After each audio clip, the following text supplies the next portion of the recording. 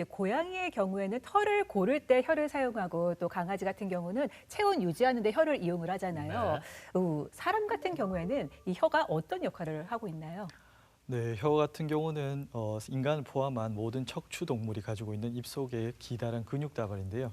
아무래도 이제 자유롭게 움직일 수 있는 구조다 보니까 사람들이 먹거나 마시거나 말하거나 아주 중요한 기능을 하게 됩니다. 그 이외에도 인간의 혀에는 많은 미각신경이 분포되어 있어서 음식을 섭취할 때 맛을 잘 느낄 수 있도록 도와주는 역할도 하고, 그렇기 때문에 이러한 말하고 먹고 마시고 그리고 맛을 느끼는 아주 삶의 질의 중요한 구조라고 할 수 있겠습니다. 네. 네.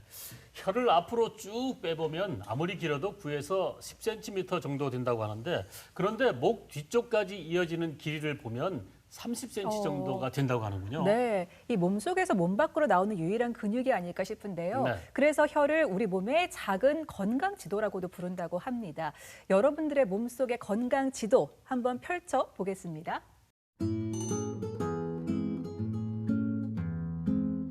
혀요? 생각 안 해봤는데 이 정도면 건강한 거 아닌가요? 좀 신경 쓰고 좀 피곤하면 혓바닥에 백태도 좀 끼는 것 같고 혓바늘이 좀 올라와요. 혀끝이 갈라지거나 또는 뭐 상처가 날 때는 그냥 잘 안 낫기도 해서 약국에 가가지고 약 사서 바르기도 해요. 혀 관리를 잘못하면 입냄새도 많이 나고 암도 걸릴 수 있다는 얘기를 들었거든요. 그래서 신경을 쓰고 있는 편인데 혀 깨끗이 관리 안 하면 큰 병에 걸릴 수도 있다고 해서 양치 후에 가글을 하거나 혀 클리너로 깨끗이 씻습니다. 꼭. 백태나 입안 상처를 걱정하는 분도 계시고요. 암 예방을 위해서 혀를 깨끗이 관리한다는 분도 계시네요. 네, 그런데 이 백태나 입안 상처 같은 경우에는 뭐 피곤하면 잘 생기기도 하고 워낙 흔해서 놓치기가 쉬운데요. 그만큼 좀 위험한 증상을 넘어갈 수도 있을 것 같습니다. 자, 약손 상담실을 통해서 시청자 여러분들의 입속에 방치된 그 고민 풀어보도록 하겠습니다. 네, 첫 번째 사연 만나보겠습니다. 입속에 혓바늘이 자주 생기는 편입니다. 한 번 생기면 잘 낫지 않더라고요. 지금도 혓바늘이 있는데 그냥 넘기려고 해도 따갑고 불편해서 견디기가 쉽지 않습니다. 혓바늘이 어느 정도 지속되면 병원에 가보는 게 좋을까요? 네, 뭐 피곤할 때 다들 생기고 이게 한 번 생기면은 계속 따끔따끔하고 신경이 많이 쓰이거든요. 네. 또 이런 혓바늘이 잘 올라오는 사람들도 있는데 이게 잘 낫지 않으면 병원을 찾아가봐야 합니까? 예, 맞습니다. 사실 혓바늘이 돋는 거는 여기 계시는 모든 분들이 살면서 한 번쯤 겪어보셨을 그러한 증상인데요. 네. 대부분의 경우에 일시적으로 몸의 면역 기능이 떨어져서 그때 바이러스가 침투함으로써 일시적으로 생길 수가 있겠지만, 그 증상이 만약에 3주 이상 지속될 경우에는 꼭 가까운 병원에 가셔서 진찰을 받아보시고 혹시나 종양 때문에 발생하는 2차적인 혓바늘이나 궤양이 아닌지 꼭 확인해 보시는 것이 좋겠습니다. 또 단순 설염 같은 경우는 비타민이나 미네랄 같이 이제 저희가 채소나 아니면 과일에 들어있는 그런 영양 섭취 부족으로 인해서 발생할 수도 있기 때문에 종합 비타민제나 미네랄 제제 등을 복용하시는 것이 좀 도움이 될 수 있겠고요. 만약에 그러한 적절한 치료를 했음에도 불구하고 역시 호전이 되지 않는 경우는 가까운 병원에 방문해 주시는 것이 좋겠습니다. 그 이외에도 이제 카페인이 많이 들어있는 고용량의 커피나 아니면 주류를 자주 섭취하시는 경우, 그리고 맵거나 짠 음식, 거친 음식 등을 자주 드시는 분들 같은 경우는 이런 혓바늘이 돋거나 입안에 궤양이 생기는 경우가 흔히 있을 수 있기 때문에 좀 관리를 잘 하셔야겠습니다. 네. 네. 자, 그럼 두 번째 질문도 한번 보겠습니다. 자, 저도 나이가 들면서 최근 갱년기를 겪고 있습니다. 기분 변화는 이해를 하겠는데 혀가 자꾸 갈라지고 따갑거든요. 혹시 제 혀에 큰 문제가 생긴 걸까요? 자, 혀가 계속 갈라지고 따갑게 느껴지면 식사하기도 힘들 텐데요. 어렵죠. 네. 그리고 또 갱년기가 되면 또 더 힘들어지잖아요. 이 혀에 문제가 생기는 게 호르몬 때문인가요? 네, 충분히 그럴 수 있습니다. 예, 우선 혀가 자주 갈라지는 현상을 균열설이라고 하고, 네. 혀가 특별한 이유 없이 따끔거리고 화끈거리는 증상을 이제 구강자결 증후군이라고 하는데요. 이러한 균열설이나 아니면 구강자결 증후군 같은 경우는 여성 호르몬의 불균형으로 인해서 자주 발생하기 때문에 특히나 여자분들 같은 경우는 menstruation이 있을 때, 그리고 이제 폐경기 전후에 발생하는 경우가 흔히 있습니다. 하지만 그 이외에도 이제 곰팡이균 감염이나 앞서 잠시 말씀드렸던 비타민이나 미네랄 결핍으로 인해서도 발생할 수 있기 때문에 일반적으로 병원에 오시게 되면 항진균제를 먼저 처방하고요. 또 비타민 복합제를 처방해서 드셔보시고 그럼에도 불구하고 호전되지 않을 경우에는 호르몬 검사라든지 기타 다른 원인에 대한 검사를 진행하게 되겠습니다.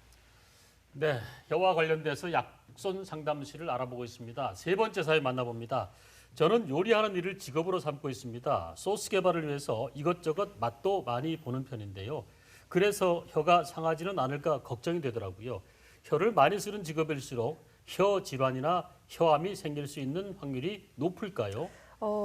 요즘 미각을 활용하는 직업들이 꽤 많기 때문에 네. 뭐 와인도 그렇죠, 커피도 그렇죠. 이런 고민들을 하실 수 있을 것 같은데 이렇게 맛을 자주 보고 섬세하게 보는 분들 좀 걱정을 해야 됩니까? 어떻습니까? 물론 이제 혀를 많이 쓰시기 때문에 당연히 걱정되시는 부분이 클 것으로 생각됩니다만 네. 단순히 혀를 많이 쓰신다고 해서 혀의 질병 빈도가 높아지지는 않기 때문에 너무 걱정하지 않으셔도 될 것 같습니다.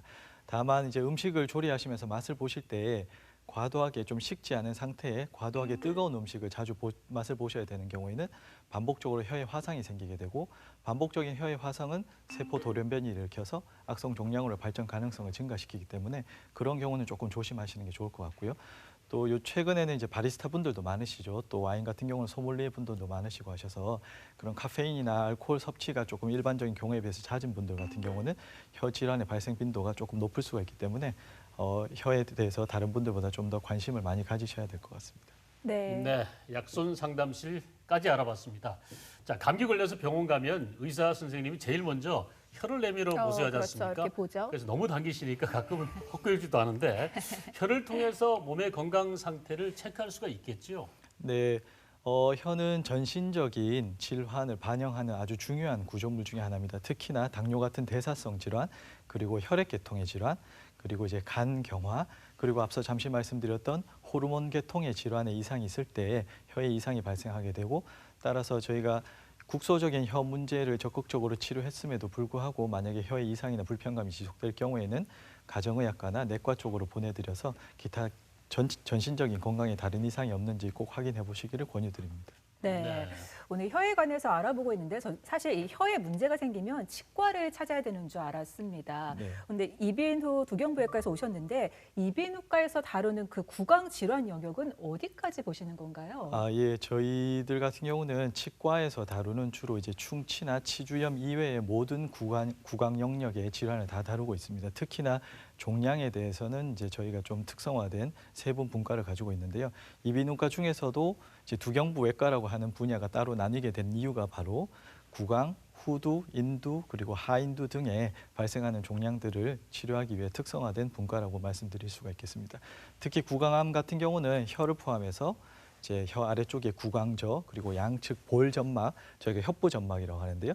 그리고 입천장, 잇몸 등의 다양한 위치에 이제 악성 종양이 발생할 수 있고 그런 악성 종양이 발생했을 경우에 단순히 수술로 제거하는 것에서 끝이 나는 것이 아니라 추가적인 항암 치료나 방사선 치료 그리고 입안의 종양이 제거됨으로써 인해서 발생하는 큰 기능적 결손 같은 것들 끝까지 재활 치료를 해야 되기 때문에 이러한 치료부터 이제 진단 그리고 재활까지 같이 할 수 있는 두경부외과가 탄생하게 된 이유가 되겠습니다. 네. 혀에 대해서 조금 더 깊숙하게 들어가 보겠습니다. 암에 관련된 얘기인데요. 혀암 혹은 설암 이러면 흔한 암이 아니라고 생각하지만 구강암 중에서는 발생률이 상당히 높다고 그래요. 혀암은 어떤 암이고 발생률 어느 정도 되는지요? 혀암이란 구강암의 한 종류로 앞쪽 3분의 2에 생기는 이제 가동혀에 발생하는 악성 종양이 되겠습니다. 저희가 혀를 전체적으로 그림으로 나타내었을 때 뒤쪽 3분의 1은 뼈에 붙어 있는 설근부 혀뿔이라고 하는 구조물이 되겠고요. 앞쪽 3분의 2가 바로 저희가 말하거나 음식물을 삼킬 때 사용하는 가동혀가 되겠고 일반적인 혀암이라고 할 때는 이런 가동혀에 생기는 이제 암을 일컫게 됩니다. 대부분의 경우에는 이제 상피세포암으로서 상피세포암인지 아니면 육종인지에 따라서 치료가 크게 달라지게 되고요. 이 혀암 같은 경우는 두경부암의 3대 암 중에 하나에 속하게 됩니다. 저희가 두경부암의 분포를 보시면 첫 번째가 이제 갑상선암, 두 번째가 후두암, 세 번째가 혀암을 포함한 이제 구강암이 되겠습니다. 구강암 같은 경우는 전 세계 전체 암 발생 빈도의 10위를 차지할 정도로 생각보다 흔한 암이 되겠고 매년 30만 명 가량이 진단되지만 그중에서 14만 명 정도는 사망하는 발생 빈도가 생각보다 높지만 예후가 조금 좋지 않은 그런 암이 되겠습니다. 국내 자료를 보시면 2019년 국가암등록 사업 연례 보고서는 2016년도까지 발생한 암 등록 통계를 이제 분석한 자료인데요. 1999년도에 약 1,500명 정도이던 구강암 발생 빈도가 2016년도에는 3,500명 정도로 2배 이상 이제 증가했습니다. 10만 명당 발생률을 보더라도 1999년도에는 약 3.5명에서 2016년도에는 약 7명 정도로 역시나 10만 명당 발생률 역시 2배 이상 증가해서 최근에서는 국내에서도 구강암의 발생 빈도가 서서히 증가하고 있다고 볼 수 있겠습니다. 네, 흔한 암이라고는 생각하지 않았는데 네, 발생 빈도도 높고 예후도 안 좋네요. 잘 관리를 해야 될 것 같습니다.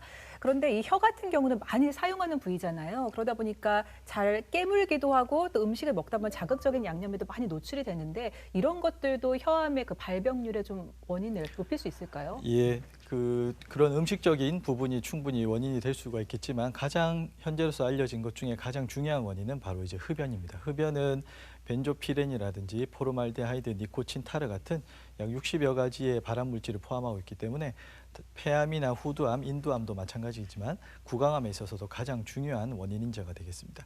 두 번째로 중요한 원인은 아무래도 이제 술이겠는데요. 이 술은 독립적으로 구강암 발생을 증가시키는 요인이기도 하지만 흡연과 함께 상승 효과를 일으키기 때문에 술자리에서 술을 드시면서 이제 흡연을 같이 하시는 경우에 그 발생 위험도가 훨씬 더 증가하게 되겠습니다. 네. 최근에는 이제 고령 인구가 증가함에 따라서 치아나 보철 문제로 인한 혀암 발생도 서서히 증가하고 있는데요. 그림에서 보시면은 이제 반복적인 보철로 인한 혀 가장자리 외상으로 인해서 궤양이 생겨 있고 이러한 궤양이 서서히 진행됨에 따라서 이제 악성 종양이 발생할 수 있겠습니다.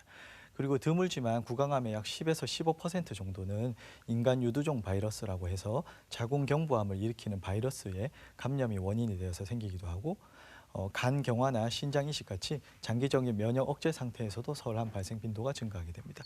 또 최근에는 매우 드물지만 이제 매독성 설염이라고 해서 매독에 따른 2차적인 혀의 염증 때문에도 서울암의 빈도가 증가하게 되겠습니다. 네. 혀암과 같은 구강암이 세계적으로 증가하는 이유가 담배 같은 자극적인 기호식품 때문인 것 같은데 자, 대만에서 남성 구강암이 세계 1위라고 하는데 이게 특별한 기호식품 때문이라면서요? 예, 그렇습니다. 사실 대만을 포함한 동남아시아에서는 빈랑이라고 하는 마치 야자 열매같이 생긴 그런 열매가 있는데요. 그런 열매가 기호식품으로 널리 사용되고 있습니다. 그래서 이러한 빈랑을 씹는 습관이 특히나 이제 식사 후에 씹는 습관이 아주 이제 널리 보급돼 있는데요. 하지만 이런 빈랑을 씹는 사람은 빈랑을 씹지 않는 사람에 비해서 구강암 발생 빈도가 3배에서 최대 10배까지 이제 높아지는 것으로 알려져 있어서 국내에서는 다행히 이제 빈랑을 씹는 분들이 거의 없기 때문에 대만이나 동남아시아 혹시나 가시게 되면 조금 조심을 하셔야 될 것 같고요. 또 한 가지 재밌는 것은 이제 저희가 1년에 한두 번씩 꼭 대만에 있는 두경부외과 선생님들과 이제 국제 심포지움을 하는데 이게 대만에서는 너무나 자연스러운 문화다 보니까 두경부외과 의사 선생님들도 이것이 이제 구강암 발생 빈도를 증가시킨다는 걸 잘 알고 계시지만 식사 후에는 꼭 빈랑을 씹는 모습을 볼 수가 있었습니다. 그렇군요. 기억해야 되겠습니다. 빈랑입니다. 더불어서 또 이게 경각심을 갖지 못하는 게 뭐 술, 담배 나쁜 거 다 알고 있지만 이게 당장 몸에 어떻게 나쁜 게 아니기 때문에 이게 경각심이 없는 것 같기도 합니다. 이 혀암도 그렇게 놓치기도 쉬울 것 같은데요. 어떤 증상들을 좀 조심을 해야 될까요? 일단 증상을 먼저 파악하시기 전에 혀암이 혀에 어디서 생기는지를 아시는 게 좀 더 중요할 것 같은데요. 혀암의 호발 부위는 여기 그림에서 혀를 내밀고 있는 사진을 보시면 혀의 가장자리에서 우선 잘 생기게 됩니다. 그래서 그 중에서도 혀의 후측부, 뒤쪽 가장자리가 혀암의 발생 빈도 1위를 차지하고 있고요. 그 앞쪽 가장자리, 전측부 가장자리가 이제 혀암 발생 빈도의 2위를 차지하고 있고 그 다음이 혀의 안쪽 부분이 되겠습니다. 그리고 지금 파란색으로 표시되어 있는 혀 배부라고 표현하는데요. 저희가 혀를 내밀었을 때 위쪽 표면이 되겠는데 그 위쪽 표면에서는 혀암이 발생하는 빈도가 잘 없어서 이 오른쪽 그림에서 보시면 위쪽 그림은 혀 배부에 생겼고 크기가 상당히 크고 아래쪽 그림 같은 경우는 혀 후측부다, 그죠? 뒤쪽 가장자리에 생겼고 크기가 작지만 이거는 크기가 크지만 혀암의 가능성이 더 낮은 거고요. 이거는 위치적으로 봤을 때 혀암의 가능성이 더 크다고 할 수 있겠습니다. 네. 이런 혀암이 발생했을 때 나타날 수 있는 증상이나 징후를 보시면 가장 중요한 것은 같은 자리에 반복되는 그리고 지속되는 혀의 궤양이 되겠습니다. 특히나 해당 부위가 만약에 보철이나 치아와 마찰이 일어나는 부위라고 한다면 더욱더 신경 써서 보셔야 될 것 같고요. 네. 아무런 증상이 없이 궤양이나 통증 없이 그냥 이렇게 혀에 혹이 서서히 자라는 것으로도 나타날 수가 있기 때문에 한 번씩 집에서 거울을 통해서 혀를 보시는 것이 중요하겠습니다. 그리고 혀에 있는 종양은 크기가 작아서 발견하지 못하셨는데 목에 있는 림프절이 커져서 내원하시는 경우도 있거든요. 이런 경우는 혀암의 크기는 상대적으로 작고 전이부의 크기가 크기 때문에 커서 나타나는 경우로서 이럴 경우에도 혹시나 두경부암이 림프절 전이가 발생해서 나타난 것은 아닌지 꼭 확인이 필요하겠습니다. 네. 혀암이 또 무서운 게 한 번 발병이 되면 빠르게 진행이 된다고 하더라고요. 네. 자, 교수님, 빠른 진단이 중요할 것 같은데 진단을 받으려면 어떻게 해야 될지 또 병기별 위험성은 어떤지 이것도 좀 궁금하거든요. 예. 우선 이제 혀에 어떤 종양이 만져지거나 궤양이 있으셔서 병원에 오시게 되면 저희가 먼저 진료실에서 혀에 대한 진찰을 하게 됩니다. 네. 혀에 대한 진찰로는 일단 눈으로 보는 시진이 있겠고요. 그다음에 혀를 저희가 직접 손가락으로 만져보는 촉진이 있겠는데 촉진을 통해서 이제 혀에 혹시나 숨겨진 종양이 있는지 손가락으로 만져보게 되고요. 어느 정도 저희가 의심이 되는 만약에 종양이 있는 경우에는 혀에 대한 조직 검사가 진행되고 혀에 대한 조직 검사는 크게 두 가지 종류로 나뉘게 됩니다. 외래에서 그 해당 부위에 부분 마취를 시행하고 바로 조직을 떼어내는 펀치 생검이나 살짝 도려내는 절개 생검으로 을 시행할 수가 있고요. 네. 이렇게 이제 외래에서 시행하다 보면 아무래도 환자분들이 통증도 느끼고 출혈도 조금 있고 해서 조직 검사가 제대로 되지 않는 경우가 있습니다. 이럴 경우에는 아예 마취를 해서 전신 마취를 해서 수술실에 들어가서 해당 부위를 완전히 제거하면서 그 제거한 구조로 이제 조직 검사를 하는 그렇게 두 가지 방법의 조직 검사 방법이 있겠습니다. 네, 앞서 말씀드린 두 가지 조직 검사 방법을 통해서 암이 진단이 된 경우에는 암 자체를 치료하는 것도 중요하지만 그에 앞서서 암이 과연 어디까지 진행됐는지를 알아보는 것이 먼저 필요할 것 같은데요. 네. 대체로 CT와 MRI 그리고 PET CT 검사를 통해서 이제 종양의 크기와 침습 깊이 그리고 전이 여부를 평가하게 됩니다. 네. 가장 좌측편에 있는 CT 검사의 경우에는 보통 림프절 전이를 확인하는 데 주로 사용되고 이 좌측 림프절의 커다란 림프절 전이를 확인할 수 있습니다. 네. 가운데 MRI 검사 같은 경우는 원발 혀암의 크기와 침습 깊이를 평가하는 데 주로 사용되고요. 이 부위가 바로 이제 혀암이 있는 부위고 네. 이렇게 안쪽으로 MRI 사진에서도 보시듯이 암의 특성상 이렇게 파고 들어가는 모양을 보실 수가 있습니다. 네. 그리고 가장 우측편에는 PET CT 검사인데요. PET CT는 림프절 전이가 된 것을 확인할 수도 있고 혹시나 폐라든지 간이라든지 뼈라든지 원격 전이 여부를 평가해서 치료에 최대한의 많은 정보를 얻고자 하고 있습니다. 네. 그리고 만약에 경부 림프절 검사에서 앞서 말씀드린 영상 검사를 통해서 경부 림프절 전이가 의심되는 부분이 있을 경우에는 초음파 검사 및 초음파 유도와 세침 흡입 검사 또는 중심바늘 생검이라고 해서 이 초음파 영상을 보시면 이게 이제 경동맥이라고 하는 혈관이고 네. 여기 경정맥이라고 하는 큰 혈관 사이에 커져 있는 림프절이 하나 있는 것을 확인해 볼 수가 있겠습니다. 이 커져 있는 림프절을 초음파에서 확인해서 거기에다 이제 저희가 바늘을 찔러 가지고 안에 세포를 빨아당기거나 아니면 조직을 조금 채취해서 그 채취된 세포나 조직에서 과연 암세포가 존재하는지 확인하는 검사를 추가로 하게 됩니다. 네.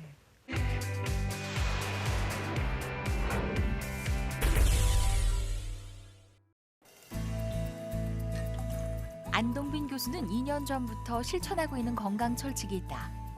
달콤하고 짜릿한 음료들이 아무리 유혹해도 무조건 물. 이보다 좋을 수 없다.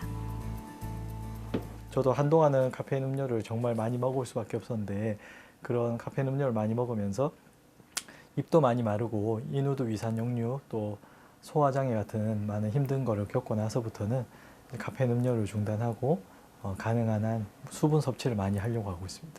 그래서 카페인 음료 같은 경우는 물로 액체로 되어 있지만 아무리 많이 먹어도 이뇨작용이 있기 때문에 커피를 많이 마시면 많이 마시는 만큼 손해거든요. 그렇기 때문에 우리 몸에 충분한 이제 수분을 공급해주기 위해서는 그냥 일반적인 물을 드시는 게 가장 좋을 것 같습니다. 바쁜 일과로 운동할 시간이 부족하지만 3km 이내 거리 외출 시 반드시 지키는 생활 규칙. 날씨에 상관없이 차 시동 걸지 않고 튼튼한 두 다리로 걸어 다닌다. 걷기를 하면 우리 몸에 자동적으로 교감 신경계가 활성이 되거든요. 그래서 천연 카페인의 효과를 누릴 수 있는 게 바로 걷기나 좀 짧은 산책 같은 거기 때문에 일의 능률도 훨씬 오르고 또 카페인 음료와 달리 수면에 오히려 도움이 되기 때문에 몸이 조금 나른하거나 집중이 필요할 때는 오히려 조금씩 시간을 내서 걷기를 하는 편입니다. 구강 건강 및 신체 모든 건강을 위해 안동빈 교수가 입에 대본 적도 없다는 그것. 마지막 건강 비법은 바로 금연이다.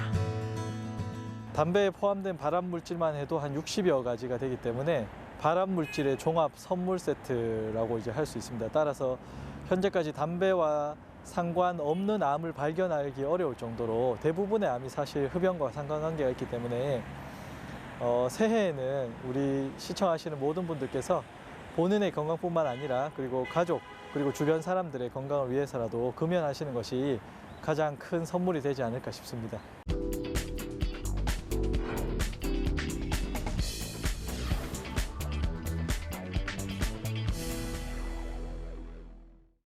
네, 병원에 찾았을 땐 단순 입병이라고만 생각을 했을 텐데 이게 암이라서 이 혀의 일부를 잘라내야 된다 이런 얘기 들으면 너무 충격을 받을 것 같아요. 그러다 보니까 아무래도 선생님께서 이렇게 말씀해 주실 때도 좀 신경을 쓰셔야 될 부분이 있을 것 같아요.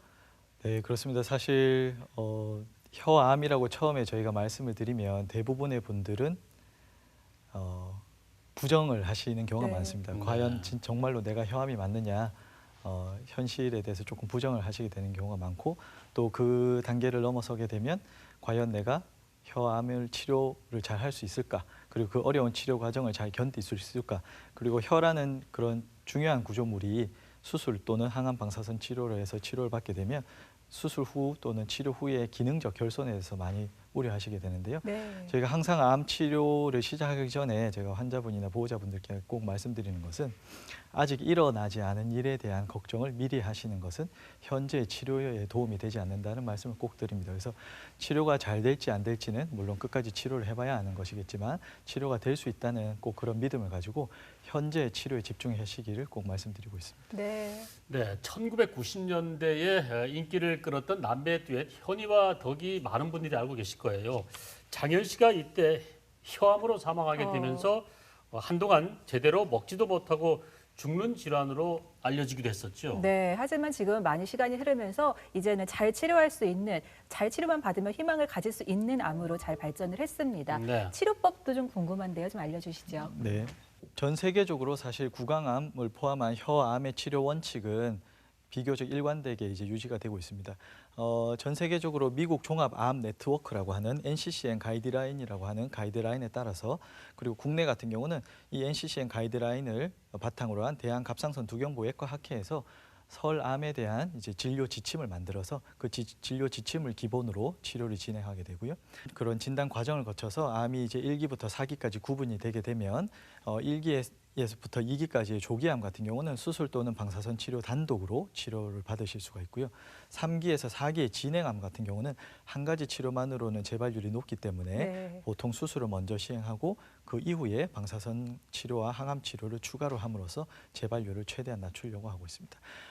1기 조기암이라 하더라도 사실 이제 수술이 보다 치료 성적이 우수하기 때문에 일반적으로는 수술적 치료가 가장 먼저 고려가 되고 만약에 수술을 하시는 경우에 기본적인 수술 범위는 원발 부위인 혀암 부위를 이제 제거하는 것과 그 오른쪽 림프절 같은 경우는 같은 쪽 오른쪽 만약에 왼쪽 혀 같은 경우는 왼쪽 림프절 절제술을 같이 받으시는 것이 좋겠고 네. 혀 절제술로 인해서 발생한 혀의 결손을 추가적인 재건술을 통해서 이제 재건을 해주게 되겠습니다. 혀 절제술은 혀를 부분적으로 또는 혀 전체를 제거할 수가 있겠습니다. 그거는 이제 앞서 말씀드린 종양의 크기, 종양 병기에 따라서 달라지게 되겠는데요. 종양의 크기가 어떻든 간에 수술할 때는 반드시 종양의 크기보다도 1에서 1.5cm 보다 더 크게 제거를 하게 되겠습니다. 그래서 가운데 그림을 보시면 사실 종양의 크기는 한 1에서 1.5cm밖에 되지 않지만 네. 그거를 전체 이렇게 둘러가면서 1cm의 추가 절제를 시행하게 되고 그러면은 네. 절제 범위가 3cm 이상이 되기 때문에 실제 종양의 크기보다 훨씬 더 큰 결손이 발생하게 되겠습니다. 네.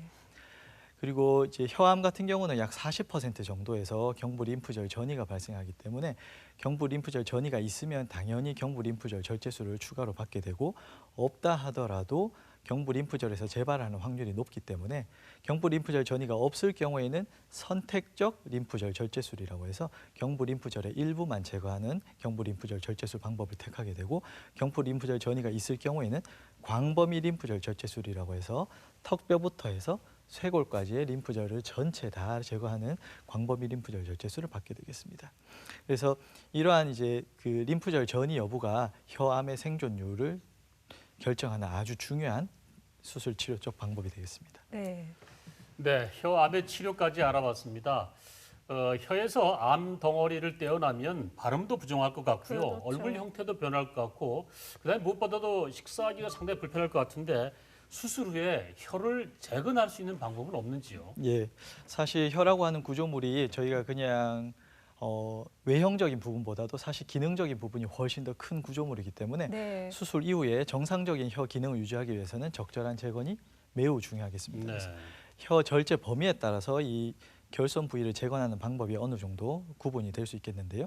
종양병기 1기나 2기 같은 경우에 작은 결손 의 경우에는 대부분 1차 봉합, 1차 봉합이라고 하는 것은 이제 벌어진 부위를 그냥 바로 꿰매는 게 되겠습니다. 1차 네. 봉합이나 2차 상처 치유, 그 절제된 부위를 그냥 두는 것입니다. 그냥 두면 옆에서 살이 서서히 자라나와서 저절로 치유가 되는 그런 작은 결손일 때는 1차 봉합이나 2차 상처 치유를 시도해 볼 수가 있겠고 네. 종양병기 2, 3기 같은 경우에는 이제 국소 피판 중에서는 이후에 잠시 말씀드리겠습니다만 혀부 근정막 피판이 가장 많이 사용되고 턱 밑에 있는 피부를 떼서 이제 혀를 이식하는 방법 그리고 팔이나 다리 쪽에 살을 떼서 이제 혀를 새로 만들어주는 방법 등을 사용해 볼 수 있겠습니다. 하지만 종양병기 4기가 되면은 아주 혀의 절반 이상이 제거되는 광범위한 결손이 발생하기 때문에 그런 경우에는 1차 봉합이라든지 국소 피판으로는 불가능하고 유리 피판, 아까 말씀드린 팔이나 다리 쪽에서 살을 떼서 입안에 집어넣음으로써 혀를 재건해 주게 되고 그보다도 더 큰 결손이 발생했을 경우에는 대흉근 피판이라고 해서 이제 가슴 쪽에 있는 근육을 떼서 입안에 이식하는 방법을 사용해 볼 수 있겠습니다. 네. 먼저 작은 결손 종양병기 1기나 2기에서 쓰는 결손은 종양병기 1기나 2기에서 쓰는 재건을 보시면 혀의 3분의 1이나 4분의 1 정도 이하의 결손에서 주로 사용되게 되고 1차 봉합을 통해서 대부분 재건하게 됩니다. 그래서 이 혀의 약 3분의 1 정도가 제거가 된 상태에서 어느 정도 혀는 근육으로 되어 있기 때문에 유연성, 탄력성을 가지고 있어서 앞뒤로 당겨서 꿰매면 대부분은 정상적인 조음이나 연화 기능을 보존할 수 있게 됩니다. 종양병기 2, 3기의 중등도 결손 경우에는 대부분 국소 피판을 이용한 혀의 재건을 도모하게 되고 혀의 3분의 1에서 2분의 1 정도의 결손이 있을 때 사용하게 되겠습니다. 여기서 보시면 혹의 사이즈가 한 3cm 정도 되는 약 2기 정도의 혀암이 있고 혀의 반절제술, 혀의 약 절반 정도를 제거한 상태이고 거기 혀부 점막이라고 해서 저희가 입안에 있는 볼살을 혀에 갖다 붙임으로써 혀를 대신해서 재건을 해줄 수 있겠습니다. 이런 혀부 근정막 피판 같은 경우는 아무래도 혀와 동일하게 입안에 있는 구조물이기 때문에 기능적으로 매우 우수하고 또 피판의 생착률이 매우 좋습니다. 또 아까 말씀드렸던 전완부 피판이나 대퇴부 피판과는 달리 공여부의 합병증이 거의 없기 때문에 최근에는 혀의 절반 이하에 제거된 중등도 결손 같은 경우는 이 혀부 점막 피판을 가장 많이 사용하고 있습니다. 네. 하지만 이러한 혀부 근정막 피판 같은 경우에는 이제 볼에 있는 점막이 혀 쪽으로 연결이 돼 있기 때문에 치아가 있는 분들 같은 경우는 치아에서 이 피판이 연결된 부위가 손상을 받을 수 있습니다. 그래서 개발된 또 다른 방법 중에 하나가 볼에 있는 살을 이렇게 채취를 해서 그거를 혈관과 함께 목 쪽으로 이렇게 빼냅니다. 빼내서 그거를 다시 구강저라고 하는 혀 앞쪽에 있는 입바닥 쪽으로 다시 끄집어 올려서 이빨을 사이를 거치지 않고 목을 통해서 이렇게 점막 이식을 추가로 시행할 수 있겠습니다. 광범위 결손, 종양병기 4기 정도 되는 광범위 결손 같은 경우에는 앞서 말씀드린 1차 봉합이나 아니면 국소 피판 등으로는 재건이 불가능하고 유리 피판을 사용해서 재건해야 되는데요. 대부분은 전완부 피판이라고 해서 팔에서 살을 떼거나 대퇴부 피판이라고 해서 허벅지 살을 떼는 방법을 택하게 됩니다. 이 환자분 같은 경우는 이제 혀암 4기에 해당되시는 분이고 저희가 수술하기 위해서 턱뼈를 이제 갈라서 네. 턱뼈 침범이 있기 때문에 같이 제거를 일부를 했고요. 그리고 전완부 피판이라고 하는 팔에서 살을 떼서 피부와 근육을 입안에 혀로 새로 만들어준 그런 이제 예시가 되겠습니다. 그래서 저희 같은 경우는 2, 3기 구강암 환자에서 앞서 말씀드렸듯이 혀부 근정막 피판을 가장 많이 사용하고 있고 이 혀부 근정막 피판은 기능적으로 매우 우수해서 평균 95% 이상의 좋음 정확도와 정상 발음이 가능하고 네. 대부분의 환자에서 정상 시기가 이제 가능한 것을 저희가 연구해서 발표하기도 하였습니다. 또 혀부 근정막 피판의 한 종류인 이제 보졸라 피판이라고 하는 피판이 있습니다. 그 피판 역시 피판의 생존율이 거의 100%로 이제 매우 우수하고 네. 95% 이상의 환자에서 정상적인 조음 및 연화 기능을 가지고 있고 합병증은 아무래도 혀부 점막을 채취를 하는 거기 때문에 입을 크게 벌릴 때 약간의 당김 증상이 있어서 경한 개구 장애가 있는 것 말고는 기능적으로 매우 우수하기 때문에 최근에는 중등도 결손에서 혀부 근정막 피판을 가장 많이 사용하고 있습니다. 네. 네. 그래도 치료 이후에 혀의 기능적인 많은 부분을 다 회복할 수 있다고 하니까 참 다행인 것 같은데요. 지금까지는 이제 내 신체 일부를 가지고 이제 치료를 하는 방법을 보여주셨는데 사실 뭐 장기도 그렇고 요즘 인공물 같은 것도 많이 sab입을 하잖아요. 네. 혀는 이렇게 인공적으로 어떻게 고칠 수는 없습니까? 예, 최근에는 다른 장기와 마찬가지로 혀에 있어서도 인공혀를 개발하기 위해서 많은 노력이 있는데요. 하지만 혀가 성공하기 위해서는 3가지 조건이 필요합니다. 일단 혀가 갖는 적절한 부피가 있어야 되고요. 두 번째는 발음이나 정상적인 시기를 하기 위한 자유로운 움직임, 그리고 세 번째로는 특수 감각인 미각을 느낄 수 있는 구조, 이 3가지 인공혀의 조건이 필요한데 아직까지 개발된 인공혀 중에서는 이 3가지 조건을 모두 충족하는 것이 없고 앞서 말씀드린 대로 자가 조직 이식이 현재까지는 가장 우수한 혀의 재건 방법이 되겠습니다. 네. 네, 사실 이런 큰 수술을 받기 전에 암을 미리 발견해낸다면 참 좋을 것 같은데 혀암의 경우 초기에 발견되면 이게 비수술 치료로도 가능하다고 얘기를 들었거든요. 어떻습니까? 예, 앞서 말씀드린 대로 혀암 1기 같은 경우는 방사선 치료 단독으로도 치료가 가능합니다. 하지만은 수술적 치료를 일반적으로는 보다 조금 우선시하는 것이 일반적이고요. 사실 방사선 치료와 항암 치료 등의 비수술적 방법은 수술에 따른 보조 치료로서 많이 사용되고 있습니다. 그래서 수술을 보통 먼저 시행하고 최종 조직 검사 결과에 따라서 높은 재발의 확률을 갖는 경우에 이런 수술을 보조 치료를 하게 되는데 그러한 경우는 대부분 3에서 4기 정도의 진행된 병기일 때, 그리고 림프절 전이가 2개 이상일 때, 그리고 림프절 피막 외침범이 있을 때, 그리고 저희가 수술로 제거한 그 주변 조직에서 암세포가 발견이 됐을 때, 그리고 혀에 있는 신경이나 혈관 침범이 돼 있을 때 이렇게 수술 후 추가 치료로서 항암 치료와 방사선 치료가 추가가 되게 되고요. 하지만 수술에 따른 기능적 손실이 매우 클 것으로 예상되는 경우, 예를 들어 30대 젊은 여자분들께서 혀암 4기가 발생했을 경우에는 그거를 수술로 다 제거하고 나서 아무리 재건을 잘한다 하더라도 말씀하시거나 아니면 삼키는 기능에 상당한 제한이 있을 수밖에 없기 때문에 수술에 따른 기능적 손실이 너무나 크고 삶의 질이 현저히 떨어질 것 같은 경우에는 수술에 앞서서 항암 방사선 치료를 먼저 해볼 수도 있겠습니다. 네. 또 수술 자체가 불가능한 경우, 혀에 있는 암의 크기가 너무 커서 아니면 림프절 전이가 경동맥이라고 하는 중요한 혈관을 침범해서 도저히 수술할 수 없는 경우 같은 경우는 수술 전에 항암 치료와 방사선 치료를 먼저 해서 종양의 크기를 최대한 줄이고 수술할 수 있는 사이즈까지 만든 다음 수술을 진행하기도 합니다. 네. 만약에 방사선 치료를 받으시는 경우에는 방사선 치료는 매일 받으시게 되는데요. 주 5회 저희가 출퇴근하듯이 월, 화, 수, 목, 금 주 5회 매일 받으시게 되고 한 번 받으실 때는 30분 이하의 소요 시간이 걸리기 때문에 받으시는 것 자체가 크게 힘들지는 않으시지만 왔다 갔다 통원하시는 게 상당히 조금 힘드실 수도 있고 네. 횟수는 27에서 33회를 받기 때문에 전체적으로 보면 6주에서 7주 정도 방사선 치료 기간이 소요가 되게 되겠습니다. 만약에 방사선 치료 단독으로는 치료가 어려운 경우 항암 치료를 추가로 하게 되고 항암 치료를 하는 경우에는 방사선 치료 시작과 동시에 1차 항암이 같이 들어가게 되고 이 항암 치료를 3주마다 반복하게 됩니다. 그래서 방사선 치료가 끝날 때까지 3주의 3번에 걸쳐서 항암 치료가 진행된다고 보시면 되겠습니다. 예를 들어 12월 3일이 방사선 치료 시작이라고 하면 네. 방사선 치료 시작과 동시에 1차 항암 주사가 들어가고요. 방사선 치료는 월, 화, 수, 목, 금, 토일 제가 주 5회 아까 받는다고 말씀드렸는데 네. 꾸준히 계속 받으시고 그로부터 3주 후 1차 항암 치료 3주 후에 2차 항암이 들어가고 또 역시나 방사선 치료는 계속되고 또 2차 항암으로부터 3주 후 3차 항암이 들어가고 3차 항암 종료 후에 며칠 후에 보통 방사선 치료가 종료가 되게 됩니다. 네. 앞서서 수술을 할 경우에는 그래도 그 예후나 기능적인 부분들을 많이 회복을 할 수 있다고 말씀을 하셨는데 그래도 워낙 말을 하고 먹거나 할 때 너무 밀접한 기간이기 때문에 그 수술 후에 정말 관리가 잘 필요할 것 같아요. 어떤 식으로 관리를 해주면 좋을까요? 예, 맞습니다. 혀 같은 경우는 앞서 말씀드린 대로 저희가 이제 외형적인 부분보다는 기능적인 부분이 훨씬 더 크게 되겠습니다. 따라서 먹고 그리고 마시고 삼키는 기능과 더불어서 언어 재활이 상당히 중요하겠는데요. 수술하시고 나면 3개월째 보통 언어 검사와 조음 치료를 시작하게 됩니다. 언어 검사는 함으로써 수술 후에 언어 능력을 최대한 평가하고 그에 따른 적절한 언어 치료를 제공하는 것이 언어 재활이 중요하겠고요. 이게 실제 저희 이제 혀암 수술한 환자의 언어 검사 결과가 되겠습니다.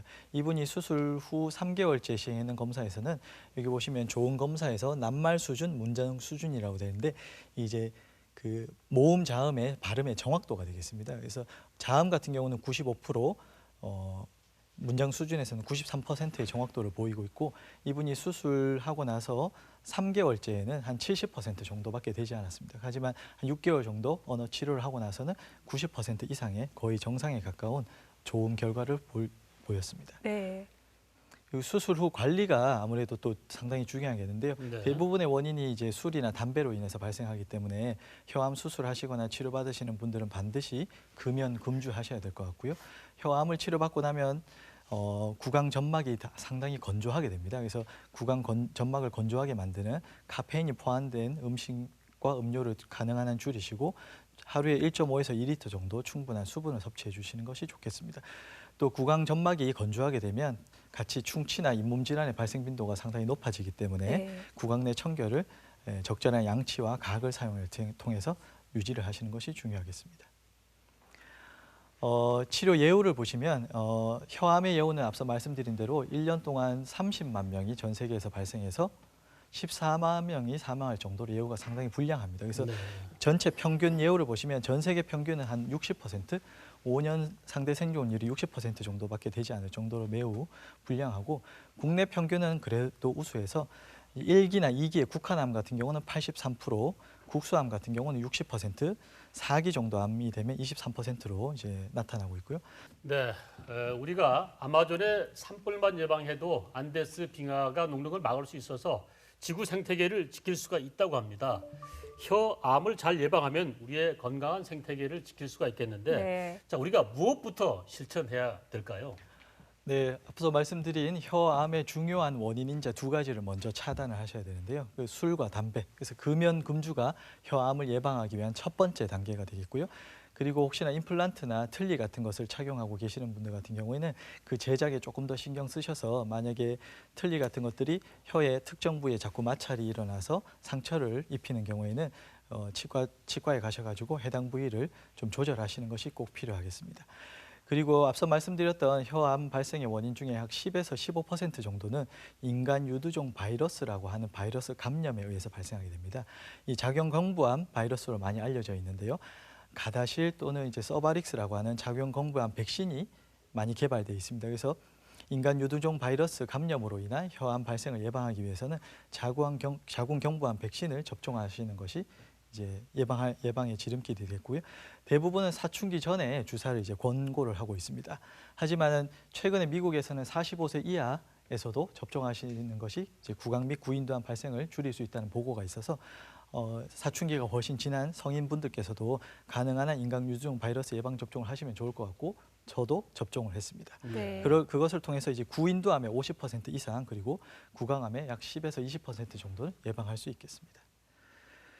그리고 무엇보다도 이제 조기 발견하는 것이 상당히 중요합니다. 앞서 말씀드린 대로 조기암, 1기에서 2기암 같은 경우는 완치율이 95% 이상으로 나타나기 때문에 한 달에 한 번 양치할 때나 또는 세안할 때 소요 시간 딱 5분만 투자하시면 네. 혀에 종양이 있지는 않은지 확인해 보실 수가 있는데요. 먼저 본인의 혀를 거울로 이제 확인하는 것이 중요하겠습니다. 혀를 쭉 내밀어서 이제 가동혀를 노출시키고 혹시나 튀어나온 부분은 없는지 네. 그리고 이렇게 가장자리에 제가 아까 혀암이 잘 생긴다고 말씀드렸잖아요. 궤양으로 의심되는 혀의 가장자리 부분은 없는지 확인하게 되고 또 좌우측에 이 눈에 보이는 병변 말고도 상피세포에 가려져 있는 부분에 종양이 생겨서 튀어나올 수가 있기 때문에 단순히 눈에 보이는 종양이나 궤양이 아니더라도 혀의 가장자리의 대칭성이 잘 유지가 되어 있는지 확인하시는 것이 중요하겠습니다. 또 본인의 혀를 직접 만져보시는 것이 상당히 중요한데요. 혀를 내민 상태에서 저희가 이제 빵이나 샌드위치를 먹을 때처럼 검지에서 약지는 혀의 윗부분에 그리고 이제 엄지 같은 경우는 혀의 아랫부분에 두고 양쪽에서 혀를 이렇게 앞에서 뒤의 방향으로 진행하면서 만져보시는 게 좋겠고 네. 하지만 이렇게 하면 조금 힘들기 때문에 이 사진에서 보는 바와 같이 거즈로 혀를 앞쪽으로 조금 당긴 상태에서 이제 본인의 검지와 그리고 엄지로 혀를 앞에서 뒤로 또는 뒤에서 앞으로 이제 주물러 보면서 안에 숨어 있는 종양은 없는지 확인해 보시는 것이 좋겠고 혼자서는 네. 좀 하기가 힘들 수가 있기 때문에 가족분들끼리 해보시면 좋을 것 같습니다. 네. 요약해서 말씀드리면 혀암을 예방하는 가장 좋은 방법은 금연과 금주가 되겠습니다. 조기 발견 시 5년 생존율이 95% 이상이기 때문에 한 달에 한 번 조기 발견을 위한 자가검진을 시행하는 것이 상당히 중요하겠고요. 네. 혹시라도 자가검진에서 혀를 포함한 구강 궤양이나 혹이 의심될 때에는 반드시 이제 이비인후과 전문의와 상의해 보시는 것이 좋겠습니다. 네. 자, 오늘 혀암에 대해서 알아봤는데요. 오늘 설명을 잘 들었지만 아직까지 조금은 생소한 암인 것 같습니다. 네. 그러다 보니까 좀 주변에서 좀 이해해야 될 부분이라든가 아니면 좀 사회적으로 개선돼야 될 부분도 좀 있을 것 같은데 어떻습니까? 예, 그렇습니다. 사실 저희가 이제 두경부외과에서 치료하는 암이 주로 이제 후두암이나 인두암 아까 보셨지만 이제 구강암 같은 기능적으로 중요한 부분이 많습니다. 그래서 그런 부분들을 치료하고 나면 환자분들 발음이 어눌해진다든지 아니면 정상적인 발성이 되지 않기 때문에 턱 밑에 기계 같은 것을 대고 발성해야 되는 또는 음식을 입으로 섭취를 하지 못해서 코초를 통해서 섭취하거나 배에 호수를 꽂아서 섭취해야 되는 많은 어려움을 겪게 됩니다. 저희가 암 환자분들 중에 치료해서 성공적으로 나은 분들을 서바이버라고 이제 표현을 합니다. 살아남은 자라는 이제 뜻인데요. 네. 그래서 저희가 암 치료 과정이 전쟁과도 같다고 환자분한테 설명드리고 암 환자분들 이 치료를 극복하시고 이겨내신 분들 같은 경우는 그 전쟁에서 승리하신 분들이기 때문에 그런 환자분들을 봐주실 때 조금 더 그런 이해 깊은 마음으로 봐주시면 감사하겠습니다. 네. 네, 양치를 안 하면 충치뿐만 아니라 암을 유발할 수 있다는 거 아셨겠죠? 네. 양치를 하루에 한 번 이하 하는 사람들이 2번 하는 사람들보다 무려 암 발병률이 2.2배나 높다고 합니다. 네, 하루에 3번 양치 이렇게 평범한 습관 속에 완전히 다른 내일이 담겨 있다는 거 꼭 기억해 두시면 좋겠습니다. 네, 혀를 내두를 만한 위험한 암, 혀암에 대해서 오늘 알아봤습니다. 이빈후 두경부외과의 안동빈 교수님과 함께했습니다. 고맙습니다.